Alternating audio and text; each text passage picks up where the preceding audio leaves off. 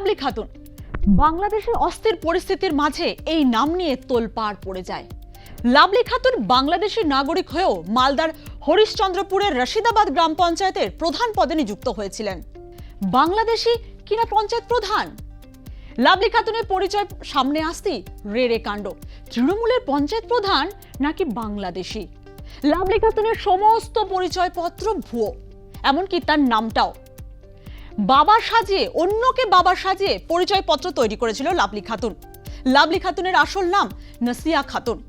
2015 সাল থেকে ভারতের ভোটার তিনি। সব তথ্য সামনে আসতেই লাভলি খাতুনকে পঞ্চায়েত প্রধানের পদ থেকে সরানো হয়। এবার প্রশ্ন করতেই পারেন, হঠাৎ করে লাভলি খাতুন আবার কেন সামনে আসছে? তার কারণ লাভলি খাতুনের প্রধান পদ থেকে সরানো হয়েছিল, কিন্তু তার সদস্য পদ এখনো বাতিল হয়নি। লাভলি খাতুন বহাল তবিয়তে নিজের জায়গাতেই রয়েছেন। তাই বিরোধীরা প্রশ্ন তুলেছে, লাভলি খাতুনকে কবে বাংলাদেশে ফেরত পাঠানো হবে? কারণ সম্প্রতি মুখ্যমন্ত্রী মমতা বন্দ্যোপাধ্যায় উত্তরবঙ্গে সফরে এসে ভুয়ো ভোটারদের নিয়ে নানান পদক্ষেপের কথা বলেছেন এবং দলীয় কর্মীদের সজাগ থাকতে বলেছেন। তাই বিরোধীরা প্রশ্ন তুলেছেন, মুখ্যমন্ত্রী যখন বলছেন ভুয়ো ভোটারদের নিয়ে নানান পদক্ষেপের কথা, তখন কেন লাভলি খাতুন নিয়ে কোনো পদক্ষেপ নেওয়া হচ্ছে না?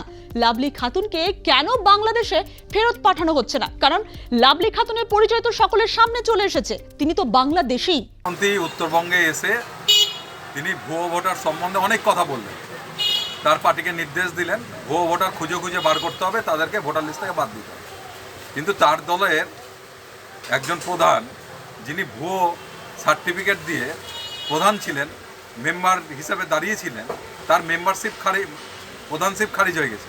কিন্তু এখনও পর্যন্ত মেম্বারশিপ খারিজ হলো না। তিনি বাংলাদেশি নাগরিক, তাকে বাংলাদেশে এখনও ফেরত পাঠানো হলো না, সেই বিষয়ে তিনি নিশ্চুপ। আমরা দেখলাম লাভলি খাতুন রশিদাবাদের প্রধান, তিনি ভুয়ো সার্টিফিকেট দিয়ে তিনি ওবিসি সার্টিফিকেট বার করে প্রধান হয়েছিলেন, ভোটে জিতেছিলেন এবং তিনি প্রমাণ হয়ে গেছে তিনি বাংলাদেশি। কিন্তু তারপরেও প্রশাসন মালদা জেলা তাকে তার মেম্বারশিপ থেকে খারিজ করছে না। তাকে বাংলাদেশি হিসাবে তাকে যে পুশব্যাক করে দেওয়ার কথা সেটাও করছেন, আমরা দেখতে পাচ্ছি। মুখ্যমন্ত্রী তার মতো কথা বলছেন, প্রশাসন চুপচাপ আছে তৃণমূলের কথায়।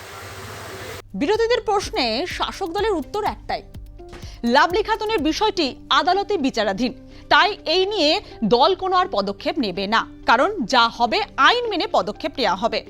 আর একটা বিষয় তারা সাফাই দিয়েছেন, লাভলি খাতুন নাকি কংগ্রেসের সদস্য পদ নিয়ে কংগ্রেসের টিকিটে প্রার্থী হয়েছিলেন এবং জিতেছিলেন, তারপর নাকি তৃণমূল এসেছেন।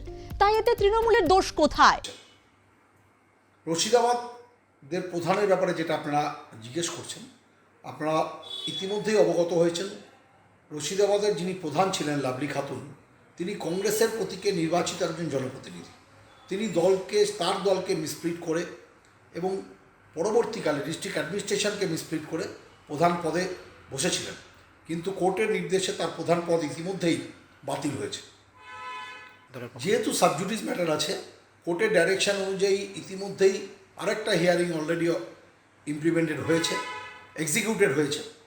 তার যে রায় সেটা হয়তো এতদিনের মধ্যে কোর্টে চলে গেছে। এরপরে আবার কোর্ট যা রায় দেবে সেই অনুযায়ী নির্দেশিকা জারি হবে। কিন্তু আমাদের একটাই দলের তরফ থেকে আপিল থাকবে, কোনো ধরনের ভুতুরে ভোটার, ভুয়া ভোটার যেন ভোটার লিস্টের মধ্যে না থাকে।